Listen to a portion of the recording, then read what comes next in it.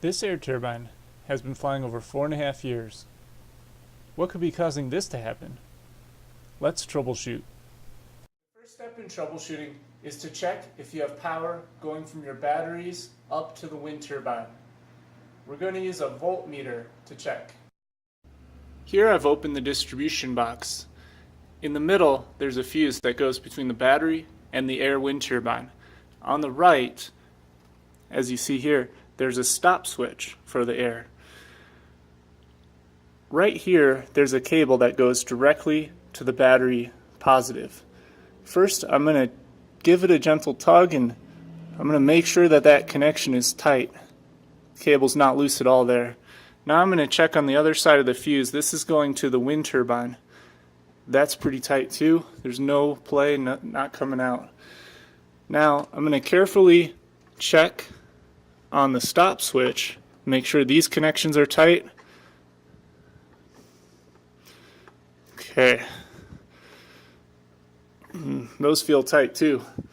Now I'm going to check the voltage. This is from the battery, so I'm going to try to make it so you can see here. Okay. And now this is to the negative of the battery.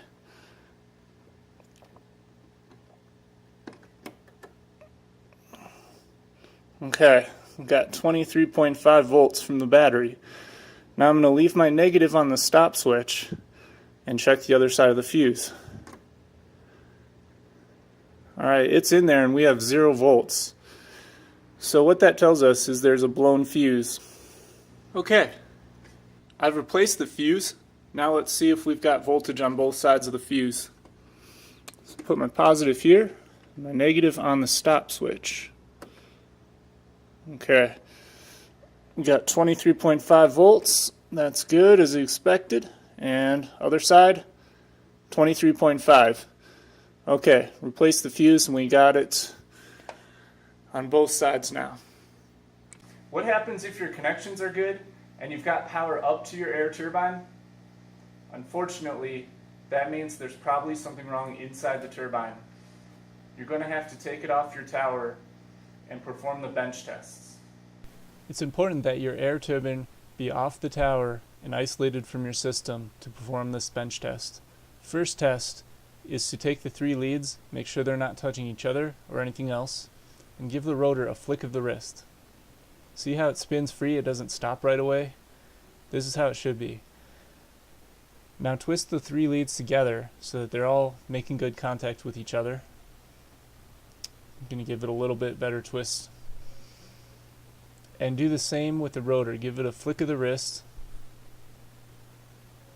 And see how it's much harder to turn? There, you should notice a definite difference. The second test involves connecting your air turbine to the battery. Whenever you connect it to the battery, just double check with a voltmeter, make sure you have the correct polarity on your cables. Here the red is supposed to be positive, so I should get positive voltage when I do this. And I do, so that polarity is correct. Now I've got the turbine connected except for the black. Here's the second test.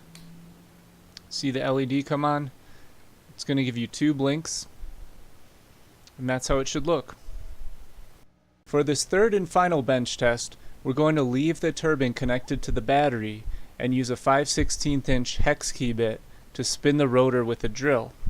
Once we get the RPMs up high enough, the LED should come on, as shown here. This is how it should look.